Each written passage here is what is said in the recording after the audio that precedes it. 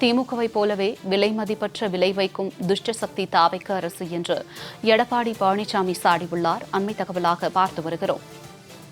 திமுகவை போலவே விலை மதிப்பற்ற விலை வைக்கும் துஷ்ட சக்திதான் தாவைக்க என்று எடப்பாடி பழனிசாமி தெரிவித்துள்ளார். மாற்றத்தை வேண்டி குழந்தைகளின் பேச்சை கேட்டு வாக்களித்த மக்களுக்கு ஏமாற்றத்தை தாவைக்க அரசு தந்து கொண்டிருக்கிறது எனவும் எடப்பாடி பழனிசாமி தெரிவித்துள்ளார்.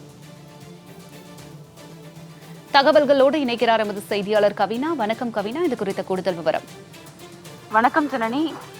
நாகர்கோவிலை சேர்ந்த சபரிவர்மன் என்பவர் தனது வீட்டிற்கு அருகில் பெட்டி கடை ஒன்றை வைத்து நடத்தி கொண்டு வந்திருந்தார்.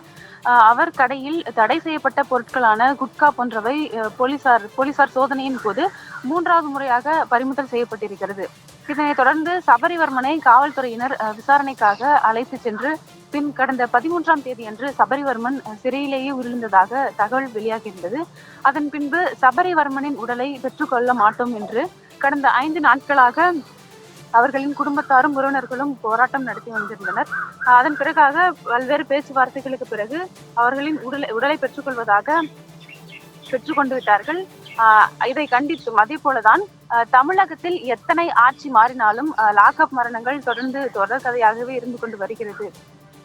இதனை கண்டித்து அதிமுகவின் பொதுச் செயலாளரான எடப்பாடி பழனிசாமி அவர்கள் கண்டனம் ஒன்றை வெளியிட்டிருக்கிறார். அதில் அவர் கூறியிருப்பதாவது, திராவிட மாடல் ஆட்சி என்று கூறி ஆட்சி நடத்திய திமுகவை போலவே விலை மதிப்பற்ற உயிருக்கு விலை வைக்கும் துஷ்ட சக்தி தாவைக்க அரசுக்கு கண்டனம் தெரிவிப்பதாகவும் அவர் கூறியிருக்கிறார். ஆண்டாண்டு காலம் அழுது புரண்டாலும் மாண்டார் வருவரோ என்று உயிரின் மேன்மையை பறைசாற்றி சொல்வார்கள். தமிழகத்தையே தலைகீழாக புரட்டிவிடும் என்று கூறி கடந்த 5 ஆண்டுகள் ஆட்சி நடத்திய நிர்வாக திறனற்ற திமுக அரசுக்கு முடிவரை எழுதப்பட்டு விட்டது என்று பெருமூச்சு விட்ட மக்களுக்கு அதிர்ச்சி அளிக்கும் வகையில் அதன் தொடர்ச்சியாக நாங்கள் இருக்கிறோம் என்று தற்போதைய தாவேக ஆட்சியாளர்கள் செயல்பட்டு வருவது வேதனை அளிப்பதாகவும் அவர் அதில் குறிப்பிட்டிருக்கிறார். கடந்த திமுக ஆட்சியில் கோவில் காவலாளி அஜித்குமார் முதல் சென்னை தலைமைச் செயலக காலனி போலீசாரால் விக்னேஷ், தமிழக பகுஜன் சமாஜ் கட்சி தலைவர் திரு ஆம்ஸ்டாங் கொலை வழக்கில் தொடர்புடையவர்கள் என்று பல சந்தர்ப்பங்களில் பல்வேறு காவல் நிலையங்களில் அடித்தும் என்கவுண்டர் என்ற பெயரிலும் கொல்லப்பட்டுள்ளனர். முக்கியமான குற்ற வழக்குகளில் தொடர்புடைய ஒரு சில பெருந்தலைகளை காப்பாற்ற இது போன்ற நடவடிக்கைகள் அன்றைய அரசால் எடுக்கப்பட்டன என்று பொதுமக்களிடமிருந்து குற்றச்சாட்டுகள் எழுந்ததாகவும் அவர் அதில் குறிப்பிட்டிருக்கிறார். அது மட்டுமல்லாமல் மாற்றம் கொண்டு வருவோம் என்று சொல்லி ஆட்சி அமைத்த இந்த தாவேக அரசில் அடாவடித்தனங்கள் நிகழாது என்று மக்கள் நம்பினார்கள். மழை விட்டும் தூவானம் விடவில்லை என்பது போல் கொடுங்கோல் ஆட்சியாளர்களிடமிருந்து மக்கள் விடுபட்டிருந்தாலும் துஷ்ட சக்தி ஆட்சியாளர்களின் கையில் சிக்கி தவிக்கிறார்கள் என்றும், யானையின் பிடியிலிருந்து தப்பி முதலையின் வாய்க்குள் விழுந்தது போல் அப்பாவி மக்கள் பரிதவித்துக் கொண்டிருப்பதாகவும் அவர் அதில் குறிப்பிட்டிருக்கிறார். அதே போல ராமன் ஆண்டாலும் ராவணன் ஆண்டாலும் எங்களின் போக்கை யாரும் மாற்ற முடியாது என்று இருமாப்போடு ஒரு சில காவல்துறையினர் செயல்படுவதும், அவர்களை கட்டுப்படுத்த முடியாமல் ஆட்சியாளர்கள் திணறுவதும் தொடர்கதையாகி வருவதாகவும் அவர் அதில் கூறியிருக்கிறார். சமீபத்தில் நாகர்கோவில் சிறையில் மாற்றுத்திறனாளி கைது ஒருவர் மர்மமான முறையில் மரணம் அடைந்துள்ளார். அவரை சிறை காவலர்கள் கொடுமைப்படுத்தி சாகடித்தார்கள் என்று அவர் குடும்பத்தினர் உடலை வாங்க மறுத்து போராட்டம் நடத்தியுள்ளனர். இந்த அரசின் மாண்புமிகு அமைச்சர்களான சிலர் போய் அந்த குடும்பத்தினர் விலை பேசி சமாதானப்படுத்த தேற்றிருக்கிறார்கள், மறுத்ததாக செய்திகள் வருகின்றன. சமாதானப்படுத்த முயற்சி செய்திருக்கிறார்கள். அதனை அந்த குடும்பம் மறுத்ததாகவும், மேலும் அமைச்சர்கள் சார்பில் நிவாரணம் தருவதாகவும் உதவி அளிப்பதாகவும் கூறி வந்திருக்கிறார்கள்.